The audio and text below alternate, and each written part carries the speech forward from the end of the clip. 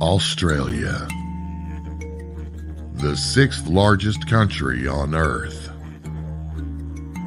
An ancient, rugged, and unforgiving land with abundant animal life, both beautiful and deadly. Found within its awe-inspiring landscapes and natural beauty exists a deep history of unexplained mysteries for anyone with the courage to investigate them. Tonight, we join Ben on a journey across this vast island continent in search of answers to events that have reshaped the lives of so many that have been exposed to Unexplained Phenomena Australia, with your host, Ben Hurl.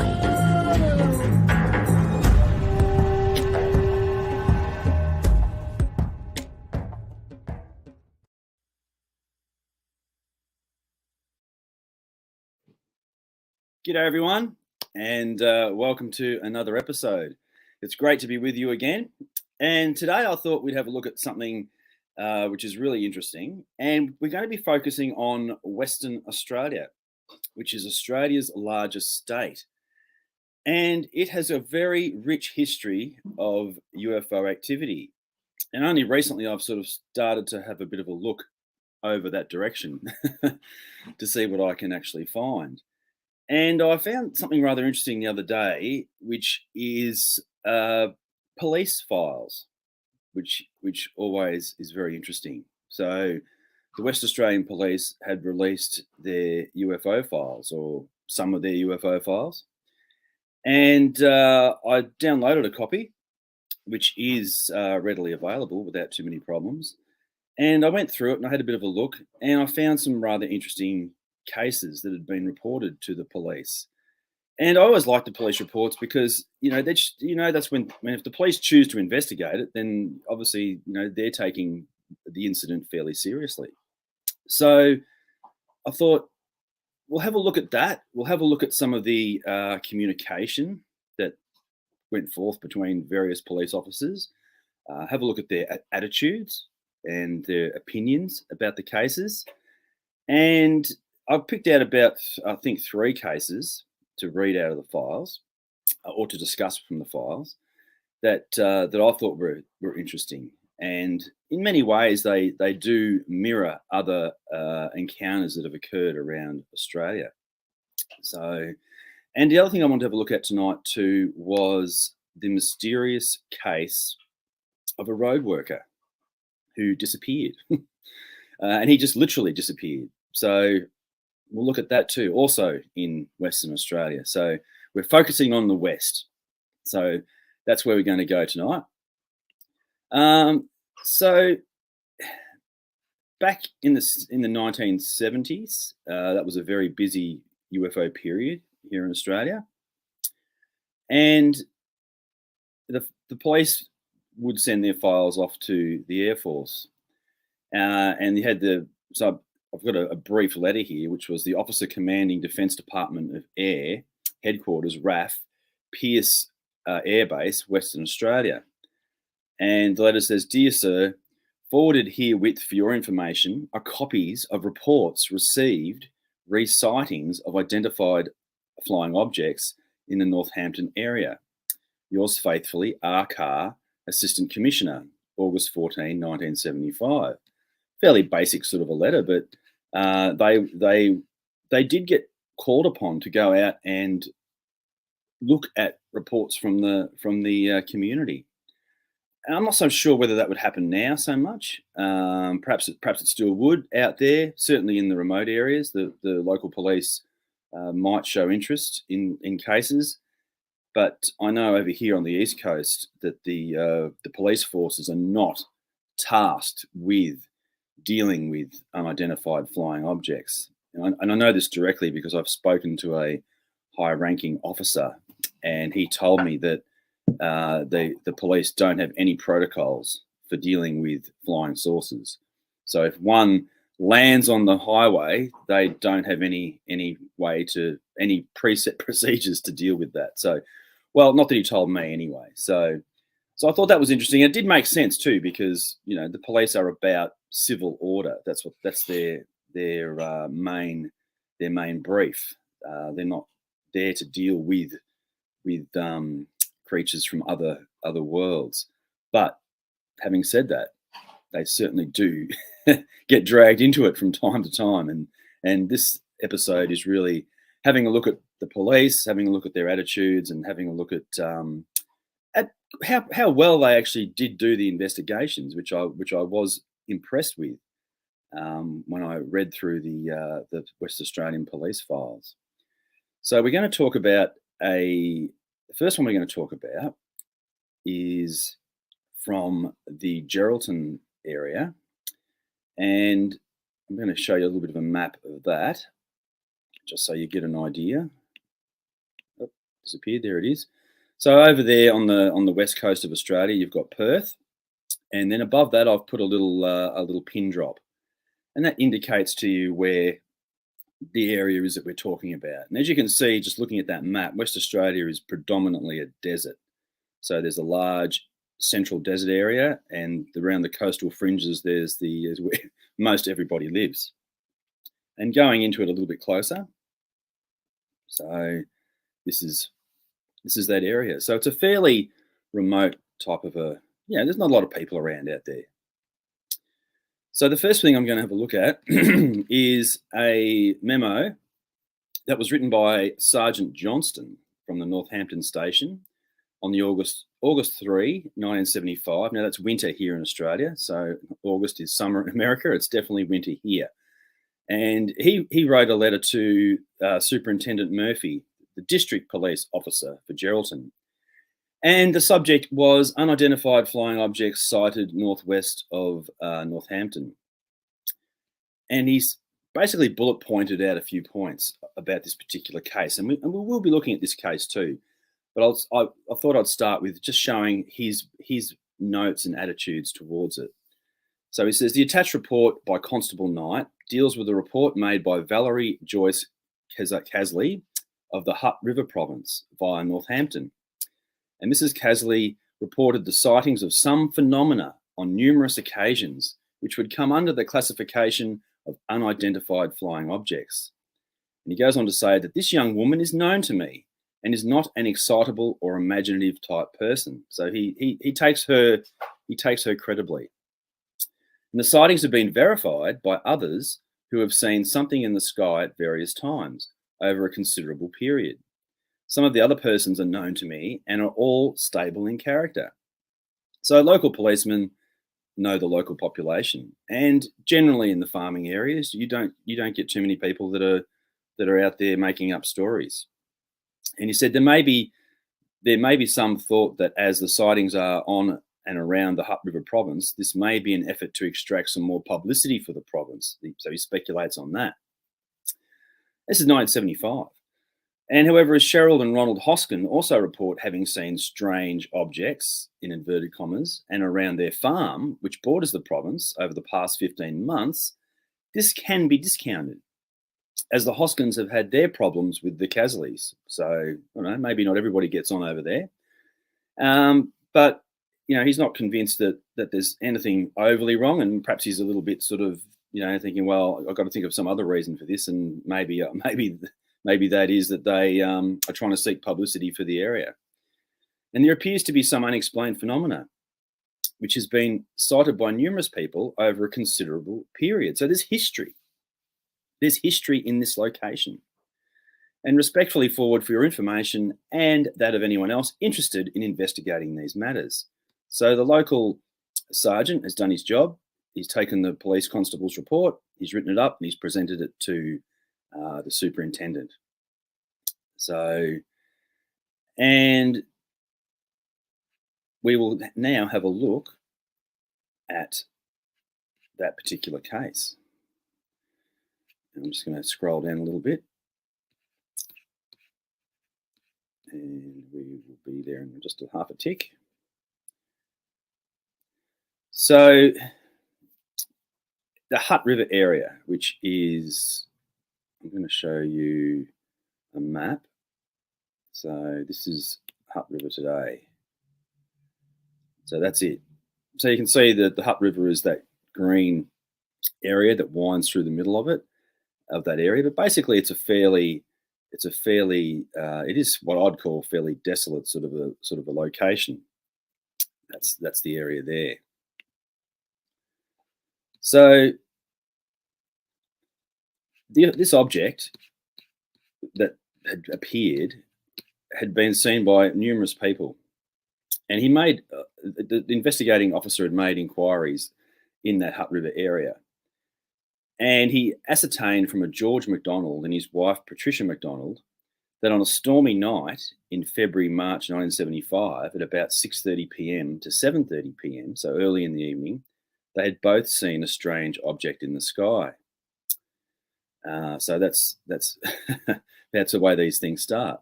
This object appeared to be 5 to 6 miles away and northwest of the Hutt River province, where the McDonalds worked and where they lived.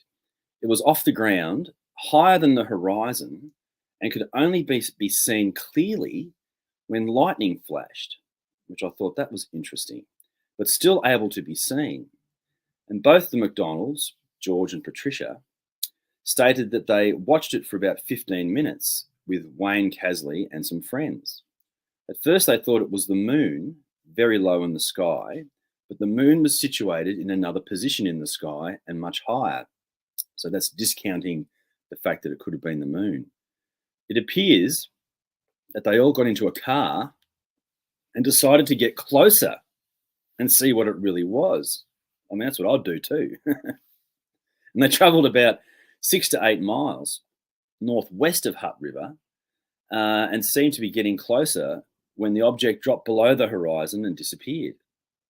The object made no noise and was exceptionally bright. It was not a plane, as it was too low and too stormy for a plane at the time as well. And George McDonald, he was 28 years of age, so he wasn't an old man by any means, states that the light was bright white, yellowish in colour. And that's interesting because the object that haunted the Knowles family in 1988, that was also a white, yellowish colour. His wife, Patricia, 27 years old, stated that it appeared that the centre bright light was red and crescent-shaped. And further inquiries with Cheryl and Ronald Hoskin, who reside on a farm about 3 miles west of the Chillamody Hutt River turnoff, that's how they talk out in those ways, turnoff being an intersection, revealed that for the past 15 months, both of them had seen strange objects in and around their farm. They had seen these on several occasions, but one Ronald Hoskin remembers best was one night he was working out the back of his house when he saw a bright reddish orange light in the sky. Bright red orange light in the sky below the horizon up in one of his paddocks. So, you know, farmers, they know the weather and they know their land, they know what's right and they know what's wrong. There's no question about that. And this light was so bright that it lit up some farm equipment that was below it. So it's shining on the farm equipment and you can see it as clear as day. This light was very bright, and on closer inspection, it got higher in the sky and vanished. And he had seen the same on many occasions. On many occasions. This is the police officer's words. He's seen this on many occasions. But on this occasion, it lit the paddock up like daylight. And there's nothing I like more than a paddock lit up like daylight. It's great. I've seen it in other cases. The Dargo case I've spoken about in an earlier episode. It lit the paddock up like it was daylight. And there was no moon at the time. So the moons don't light it up like daylight. They light it up in a silvery light. So this is moonlight that we're talking. This is a bright light.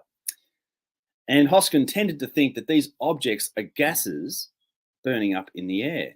He's got a logical explanation. And there's never any sound associated with these objects.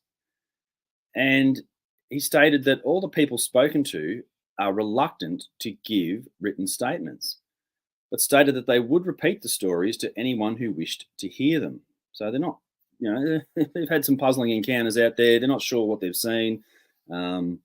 They are a bit reluctant on talking about it, but if you ask, they'll tell you. So that's pretty much how country folk are. And he says all these persons are normal farming personnel, hardworking and not given to vivid imagination.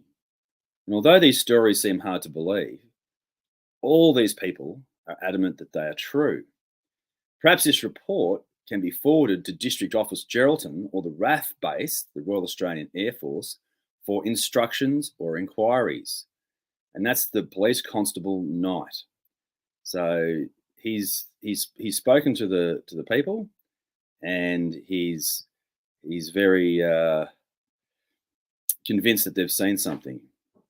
And this is the object that was drawn, showing what it looked like. So it's almost like a boomerang shape, isn't it? So we've seen that before in many instances around the world, but this is 1975. So, and this is the police map of that area. So the police, me double clicking things, it happens all the time. So this was the police map that they attached to the report as well. So it's got read the report of unidentified flying objects.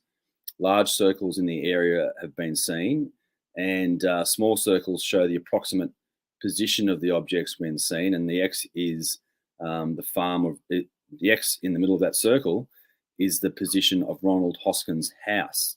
So they've gone to the trouble of making a map of the area, and that's a close-up of that area. So you can see that the objects have been travelling around in an arc. And the X represents the house, and that's the Hutt River and the Hutt River region or province. So being an investigator, I thought, well, that map's not good enough for me. I'm going to see if I can find that exact location on Google Maps. And I had a look, and sure enough, I was able to find it after a little bit of hunting. And this is it here. So that's the actual area where that map is drawn. So that's what it looks like today from the top. Now, the police map's a little bit of a mud map, so it's not 100% in true geographic terms, but I was able to still work that out with a fair degree of accuracy from the map that is indeed the area of the Hoskins farm. So, yeah, very interesting. And I love these reports because these are police officers that are writing these reports, and you can see that from what they've said that they're actually, they're taking it seriously. And another statement from the same area was at about 11 a.m. on Tuesday, the 8th of July, 1975, a Valerie Joyce Casley of Hutt River attended at the Northampton police station. So she actually went into the police station and made the following complaint, regarded as a complaint. Over the past 3 or 4 weeks, my husband and myself have sighted a strange orange-coloured object in the air. The object has been sighted by numerous people in the area, and it's not a plane or a star, as it lands and seems to take off again. Well, that's not a planet or a star. They don't land and take off again. And the complainant was visibly shaken and appeared worried and scared about these objects as well. What are they doing out there in the Hutt River Valley? And she stated that at around 9 a.m, as she was driving into the town from Hutt River, that very date, she had sighted what appeared to be a very large white ball. And this ball was about 2 or 3 car lengths. That's pretty big, isn't it? I mean, an average car might be 4 meters maybe. So, maybe this ball was 12 to 15 meters across, depending on the car you're using as a measuring tool. And it was impossible to see through it. So this big white ball. And her attention was first drawn to it by her 2.5-year-old son. And he said, "Look, mummy, ball." That's got a little bit of a sort of a creepiness to it, doesn't it? The 2.5-year-old son saying, "Look, mummy, ball." And when she observed it, it presented for about 10 to 15 seconds and then vanished. It did not move away. It just simply disappeared. That's a common in these reports. They these objects, don't always fly away. They dematerialize, or they go into another dimension, or however their mode of operation is. And the object was about half a mile away to the east of their position.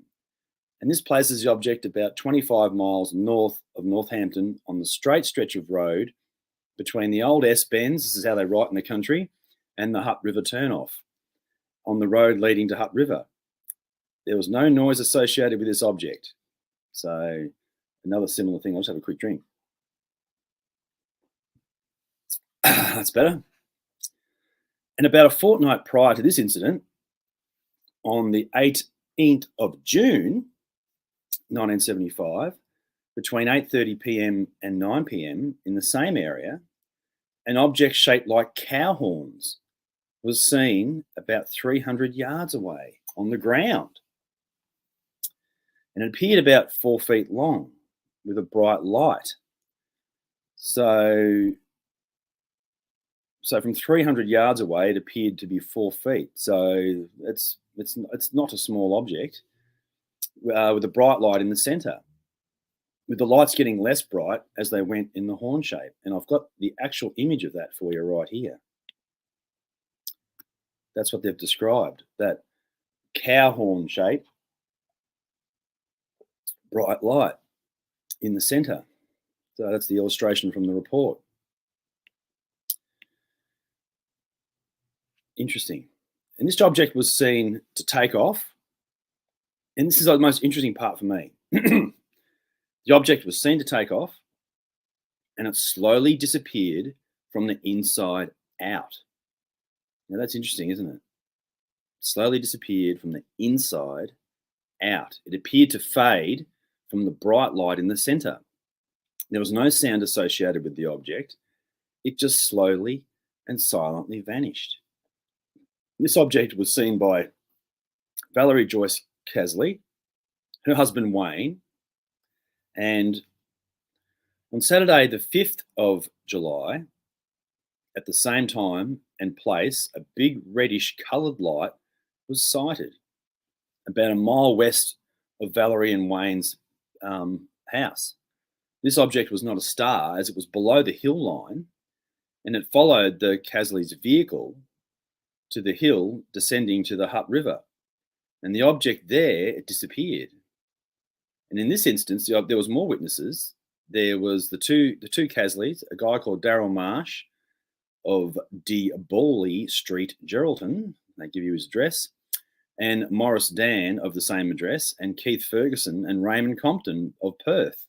Address is not known. So at that time, the people were really being visited, and regularly visited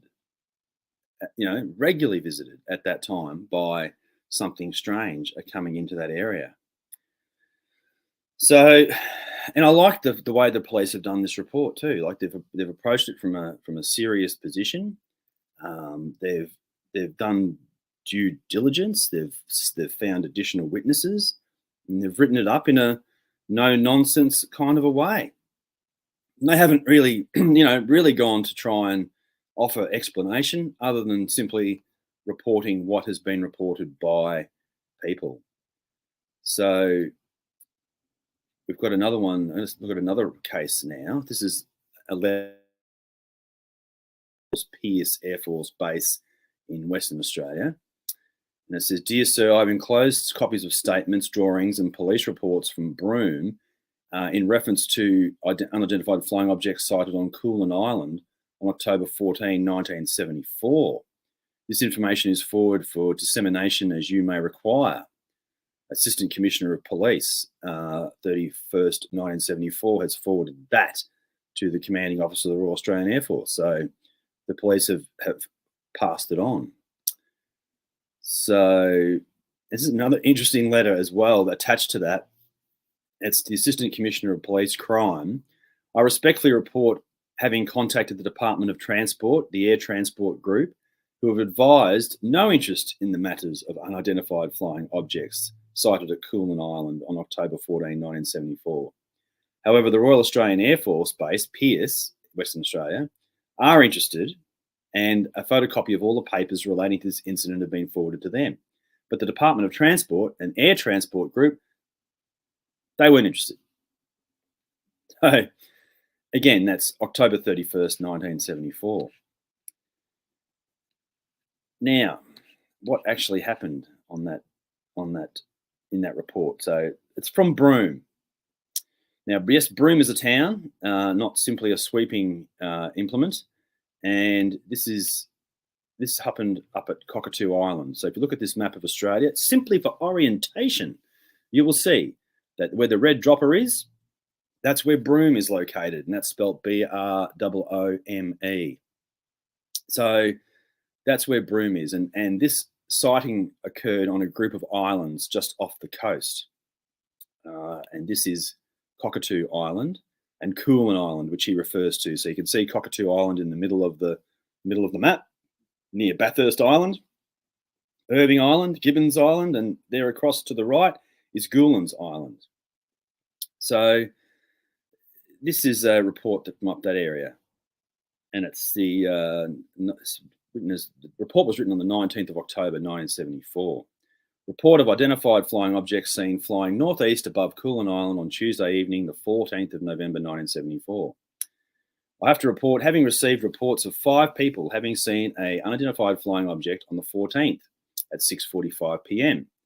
A statement was obtained from one witness, a justice of the peace. So this witness was a justice of the peace, Mr. Ronald Lynn, as to what he saw. He was in the company of another man aged 50 years old who verified what Mr. Lynn wrote. And his name was a Mr. J. Campbell, probably James or John, something like that. I spoke to 2 other witnesses who were both in their early 20s and at the time of the UFO sighting were leaving their homes to go to the theatre. They confirmed other statements to a large extent, except one point. They stated the front of the craft was quite long, had 4 or 5 yellow lights in the undercarriage part. The last 2 mentioned were Mr. and Mrs. Douglas Newman of Cockatoo Island. The weather at the time was clear, not very cloudy. The humidity was high, but in general, it was nominated a good, clear night, making the sighting quite easy and details easily discernible. Respectfully forwarded for your information, attached to 2 drawings of what was seen, Senior Constable, can't read his signature, 2807 Cockatoo Island Station. So Ronald Lynn states that I'm 53 years of age and he resides and employed on Cockatoo Island for the Dampier Morning Company. My position is maintenance supervisor. On Tuesday evening last, the 14th of October 1974, I was in the company of the foreman, Mr. Jack Campbell, sitting on the veranda of the staff house. Looking southeastwards, we saw a circular bright light travelling towards the island. The time would be 6:45 p.m. And checking my watch, and he synced watches with Mr. Campbell. The light was travelling fast, horizontally, for about 3 miles until it disappeared behind the island's headland north of the powerhouse, approximately 15 miles northeast of us towards Coolin Island. There was a long tail behind the object, about 1/4 mile long, estimated length. Reddish, white, streaky light. This didn't diminish, and the object stayed in a true horizontal line. There was an apparent 3-stage look about the lights. Behind the white front, I'm reading this in handwriting, circular light was a white trail which turned to a reddish white tail about 220 yards long. And the third phase was much thinner, red streaked with white, not as bright as the front section, but quite a bright light. And so what I really liked about this particular report was the detailed picture that the man drew. So that's what he drew. And have a look at that for a minute. So reddish white light at the front and a tail coming off it and traveling at high speed. So the other thing that they noted about it too is, I just want to also point this out, is that that's the distance between Cockatoo Island and Coolin Island's about 10.3 kilometres. So that's that distance. So look, it's a fairly simple report, but the drawing is quite good and quite detailed. So if you're receiving a drawing like that as a UFO investigator, you'd be happy. It's as good as a photograph, really. So maybe in some ways better, but certainly that's his interpretation of it. So that's an interesting encounter as well. And again, the police have handled that in a very mature way. The way that they've written about it is good. It's factual. It talks about an occurrence, and the witnesses appear to be of a stable mind. So that's also a good one. The other one I would like to talk about now is the mysterious case of a blue light that was seen in an orchard.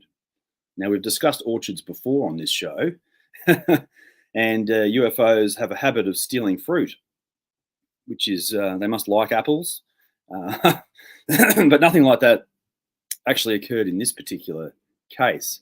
But a report came in at a place called Argyle, which is not that far out of Perth, on Monday, October the 8th, 1973. So a little bit earlier time period.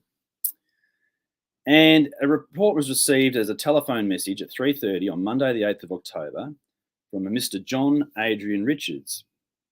And he reported, about 12 o'clock last night, when my wife arrived home from work at the Donnybrook Hospital, she told me that she saw a bright blue light in our orchard. Bright blue light in our orchard. I didn't think anything of it at the time and didn't get up to have a look at it. However, when I was driving through the orchard about half an hour ago, this is the following day in the afternoon, I noticed some burn marks in the orchard, near where my wife would have seen the blue light. I cannot explain the burn marks and would like police to take a look. So Sergeant Regan and Senior Constable McLaren attended forthwith and interviewed the complainant, John Richards, who stated that when his wife came home from work, that she had seen this bright blue light in the orchard. And Mr. Richards took very little notice of his wife and told her to go to bed, which she did without getting Mr. Richards to have a look at the blue light. And he didn't think of it anymore until he happened to be down in that area with a casual worker at 3 p.m. and then he noticed burn marks. And he had not noticed the burnt area at the time before. And he recalled that the blue light that his wife had mentioned, so he returned to the house, and that's when he asked her to point out where she had seen the light. And as the area in which his wife saw the blue light was in the same direction as the burn marks, he thought that was strange, and therefore he notified the police. And as Mr. Richards was having a shower prior to going to work, Mr. Richards took the two policemen to the orchard and pointed out where the burn marks were. And the burn marks were closely examined and were found to extend an area of about 50 yards and spread out amongst the fruit trees. And the main burn area was in the area near a steep bank that had been burnt off the day before. And the main area of the burn was about 30 feet in length and from about 6 foot at the widest to about 2 foot at the opposite. And the burnt grass was closely examined, and it was found that all the grass, which would have been about 2 inches tall at the time, was burnt to a black cinder. However, the higher cape weed was not burnt at all. Now, the police, there had been previous burning off in that area as well, and the police sort of took it that was just overflow from the previously burnt area that had been burnt previously in the area. So there had been burning off done in that area. So the police go on to say in their report, so this is the police report, this is the police's take on what happened at Argyle, Western Australia. And the police stated that Mr. Richards was convinced that a blue light and the burn scorch marks were related. However, my inquiries at the scene led me to discount this theory. This is the policeman speaking. When questioned, Mr. Richards stated that he was the last person to use this particular track when burning off the nearby hill the previous day, and nobody had been on the track since then. And a thorough inspection of the track showed that the tyre marks on the track had gone over the burn, which would indicate that the burn marks were there the previous day. And Mr. Richards discounts this because he did not see the marks the previous day. Again, this can be explained because the burn marks are not very apparent. And Mr. Richards could have been obscured by the sun from seeing the marks. Also, while we were inspecting the scene, new burn marks were continually discovered in the nearby area, which in itself showed that the marks were not easily recognisable. I'm of the opinion that the burn marks or scorch marks were caused by the recent burn off in the immediate vicinity. The blue light is very much harder to explain, however. I am of the opinion that as this area is on the bank of the Preston River, the blue light would have been caused by a light shining on the rising mist that would have come from the river at this time. I could not ascertain what the source of the light could have been. Possibly Mrs. Richards' own car, possibly spotlight shooters on a nearby road, or possibly the driving lights from an interstate truck on the nearby Southwest Highway. So he's gone and speculated in multiple directions about what the particular blue light may have been. So, and he had a reason for suggesting about the truck, because he said, the reason I suggest the above reasons for this is that in the same week, the Donnybrook traffic inspector, Mr. Ronald Strang, I think it is, and myself had occasion to sit off on this road at about 1 a.m. in the morning when they were startled by a bright light in the same area. However, this was just a large interstate truck coming around a bend in the road, and its very powerful spotlight caught the rising mist and gave the appearance of a fireball. So the police were a little sceptical about this being something. They were going to great lengths in this case to explain it. Maybe that comes down to the investigating officers' attitudes as well, whereas at Hutt River, we saw them being a little bit more open in that idea. So, and I'm being interviewed since both Mr. and Mrs. Richards have been convinced by over 500 visitors that there have been a flying saucer on their orchard at that time. However, at the time, they did not think this. This story is now vastly different from the one they related on the day. However, they realise that there are obviously explanations to this occurrence, but are enjoying the novelty of the publicity. So another interesting report, again, from that different angle, that there's a little bit of cynicism towards the end there, that they're maybe they're taking this to be more than what it actually is. This is the police's opinion. That's not necessarily what it is. You know, we don't know what it was. She saw a blue light. He couldn't be bothered getting out of bed to have a look at it. And there's some scorch marks that may or may not have been related to a fire on the previous day, which you'd probably have to agree with the police that there's probably a strong chance that that's actually what happened. And this is the Argyle area here. So it's south of Perth. So you've got Fremantle, Rockingham, Bunbury, Busselton, Margaret River. That's the wine area where they grow a lot of wine down there. They don't grow wine, they grow grapes, and the grapes make the wine. Let's be accurate, Ben.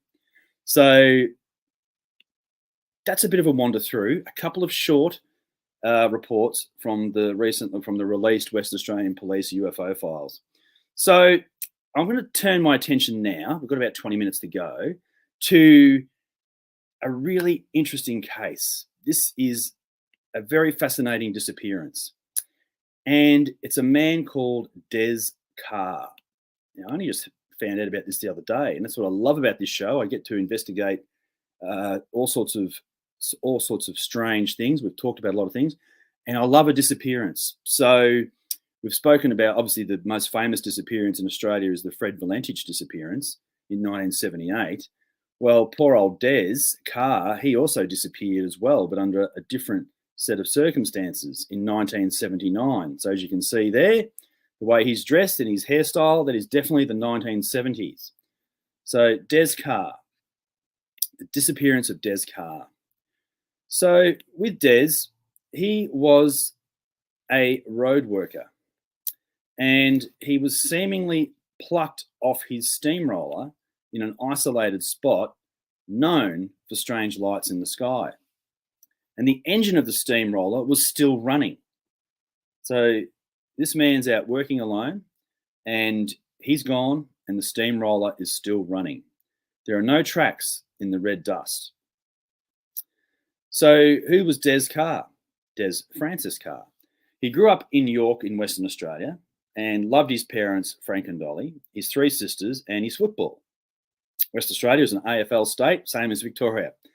And his father worked at the Mains Roads Department, and Des would follow in his father's footsteps. In 1979, he was based at an outpost called Fangoo, 80 kilometres south of Broome, working on sealing what would become the Great Northern Highway.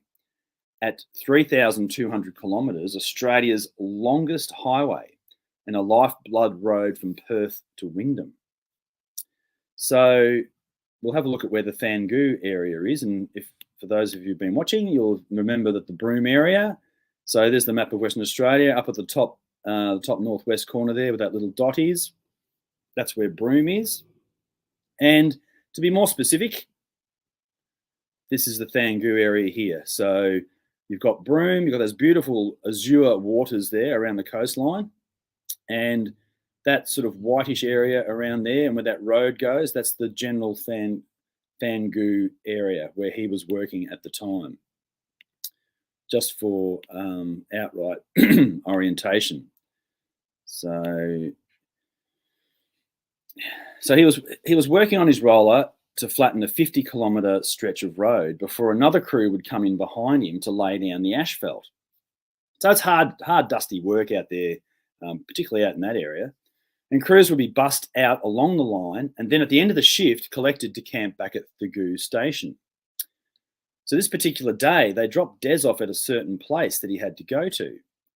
He had his water, he had food, he had boots, and they dropped him off, went down further and dropped other people off. So he didn't have a lot with him, but basic supplies. So Des was the only one who had been dropped off on his own. When they went to pick him up that afternoon, he was nowhere to be found, just like someone had plucked him up. The steamroller was still running on the side of the road that he'd been on. The motor was still going. No tracks, nothing at all. So, and according to the current detective in charge of the case, Detective Sergeant Jude Seavewright, he referred to Carr's file, and his day was normal. He was back at camp for lunch and chatting to colleagues, and at about 2 p.m, told one colleague he would see him in 2 hours. He was seen by colleagues on his steamroller at 3 p.m, but by the time the workers' bus came back to pick him up at 4 p.m, he was gone an hour later. And the files revealed that 2 months earlier, in June, Des was at a pub in Derby and he was involved in a fight. And he got hit on the head, possibly with a chair. Bad enough to see him present at hospital. He was treated for a cut and just complained of a headache. A month later, and he still had headaches and returned to hospital. An x-ray showed nothing, but he had contracted an infection which had given him diarrhea. The day before he vanished, he didn't go to work because he was sick. So when he couldn't be found, workers initially presumed that he was off the track to relieve himself. And the officer said that a search was made immediately that day, and the following day a more extensive search was done with 32 people. The following day, 57 searchers were deployed and extended several kilometres into the bush. Critically, there were no tracks. An air search was made on August the 6th, 1979, but no trace was found. Several theories emerged. The bump on the head and the headaches had affected his thinking, and he was disorientated, and he became lost after looking to relieve himself, and had missed the workers' bus, and had hitched back to Derby or Broome, and would return to work when he was better and was suffering from some form of amnesia. That was one theory about what had happened to him. So if it's a simple case of memory loss condition, then there's a possibility he could head home any time, is what his father, Frank, told the media at the time, as he theorised amnesia and that a passing motorist may have picked him up. You know, a knock on the head or some excitement might be enough to trigger his memory, and then my boy will come home. And as the days turned into weeks, then months, the theories were discounted. Blood traces were found on his camp pillow, but there may have been left over from the night in June when he had been involved in a fight. And Frank, his father, had believed that his son would come home all the way up until his death, very much like Fred Valentich's father held out that hope as well. So, and the UFO theory around his disappearance emerged after Des told his sister that he had seen strange lights in the desert sky. And he was adamant it was not a car, but a great light which would follow him. Great light which would follow him. Similar UFO and strange light sightings were reported at the time in the Thugu area. So that's interesting as well. So around that time, that happened. In 2014, a truck driver came forward and he revealed that he believed he saw Des in 1979 along the highway. He didn't stop at the time and he drove past with his truck, and then 10 years later, while he was going past the same spot in 1989, he stopped and he walked around the area and he found an old black and white sock. And then for some reason, he did not report to the police at the time and reported it in 2014. And this information, he advised, was due to his own memory loss. He forgot about it. And so he presented the map and he drew a map of the area and dropped it off to police. And the map matched the area where Des went missing, but the findings had not led to anything. And the family obviously still don't know what happened to him. I mean, and he may have seen him while he was working. That's not indicated either. It's not indicated that he actually saw him hitchhiking. And this is like Elvis sightings. People report people all over the place. So it's a very, very strange thing. And Des had said that with the UFOs that lights were following the road crews when they worked at night. They saw strange lights out there during the night, and there had been nothing had come up again about he never appeared again. And he also took some photographs, and these are Des's own photos of the area where he disappeared. He'd taken some photographs where the road crews were working. So this is pictures of the men and the cars and the work area from the very time that he disappeared, taken by the man who disappeared. So you can see that they're working in that red dirt period. A man goes missing from his steamroller. The steamroller's left running, and there's not a soul around, and he enjoyed working in such an area. And this is in that figure. This is not from the time, this photo, but this sort of shows you that what that Dangu area is like as well. So it's very flat. It's a very isolated area. And this is a picture of his sister and his niece at the coronial inquiry. So you have to feel sorry for the families whose loved ones are actually missing. So very strange event. So and he was a well liked and loved guy, and the coronial inquiry returned that they didn't. There's no answers to what happened to him. But his family were quoted as saying, "We think there's more to be told, and our family thinks that something more sinister has happened." So that's also very sad when you look at from the family's perspective. So Des Carr disappeared on his steamroller. Interesting. So we're coming up to the last few minutes, and I'll just go through another interesting case that I found from Western Australia, which is the Mount Magnet encounter. And this one occurred on the 13th of November, 1991. At 2:30 a.m., a man was travelling alone in his utility truck along a road from Mount Magnet to Sandstone in Western Australia. He was some 70 kilometres east of Mount Magnet and moving at about 100 kilometres an hour when he suddenly saw a light appear on the horizon in front of him. And this light at first simply appeared to be like a star.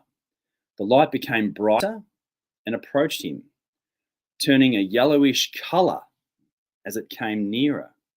That's interesting. He dipped the truck's headlights, thinking it might be an approaching truck to him. And the round object came to within an estimated 200 metres away from his vehicle, and then simply stayed at that distance, 200. This is all very common reports. He accelerated the vehicle, thinking that he might get closer, but it maintained this separated distance from him. He even slowed his ute down, but the object also slowed down. At the closest approach, he thought he saw that it wasn't a uniform round shape and that it had two lights in the center of it. And when it was at its closest, he said the light from it was brilliant, like the light from an arc welder. It was pure white in color at this stage, and you couldn't look at it. He decided to turn back and slowed and did a quick U-turn.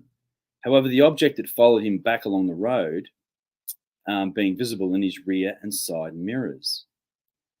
Finally, it left the area, and there had been no noise attributable to the object throughout his 20-minute encounter. So this thing followed him for 20 minutes. He saw that there'd been no effects on his pickup truck, although he says he felt a little disorientated. He arrived home and went to bed and reported it the very next day. So this is that area. So it's near Geraldton. So it's right in that Hutt River Valley area. It's only a little bit further west of that. So this is in 1991. So we've come up from the 1970s to 1991. So, but again, in that same general vicinity. So fascinating. I love these connecting things over time. So that's interesting. And another little one to close out on is that this is also the Capricorn Roadhouse mystery. During the August 1984 school holidays, a 56-year-old signwriter experienced a strange event while on a caravan safari tour. At a day camp at the Capricorn Roadhouse, which is situated 25 kilometres out of Mount Newman, he awoke at 3 a.m. to go to the toilet block. And on the way, he was suddenly surrounded by an immense purple, red to pink glow, which was accompanied by a strange wishing noise. The phenomenon pulsated and hovered all around him in a circle. Both the colours and the sound became more intense and frightening, and eventually blended together and progressed slowly downwards to the earth in a southerly direction, and then simply ceased to exist. That's a very strange encounter. The night was clear. The area was isolated and extremely quiet. And the witness was clad only in his pajamas, and he said even though he was cold, he was covered in sweat and was absolutely petrified and quite powerless to move. He estimated the episode was of 20-minute duration, so a fairly long period of time, as he had a torch with him which he shone on the clock when leaving and returning to the caravan. And the witness did consider awakening his son, with whom he was sharing the caravan, but he was upset by his experience that he could not decide on any definite course of action. The next morning, he found that he was not alone in the experience, for he met a truck driver who also had observed and undergone a similar experience at around that 3 a.m. time. The witness states that he was so overwhelmed by this experience that he will never forget it.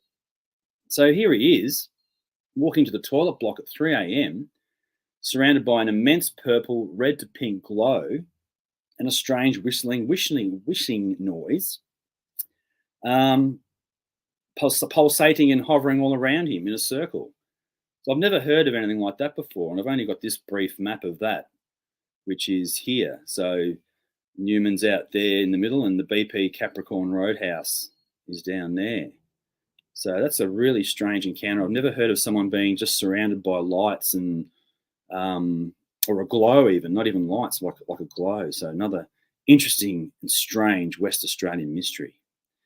So thank you so much for joining me on this episode. I hope you really enjoyed those encounters that I've discussed on this episode. And next week we're going to have our first live interview on this show. So next week I will have a long-time Australian UFO researcher, George Simpson, joining me next week, and we are going to discuss. George has is in the process or just about completed writing a book on the Fred Valentich disappearance. So George is going to join me next week, and we're going to have a great discussion about that and lots of other UFO cases as well. So be sure to join us again next week. So thanks for joining us on this episode, and I look forward to seeing you then.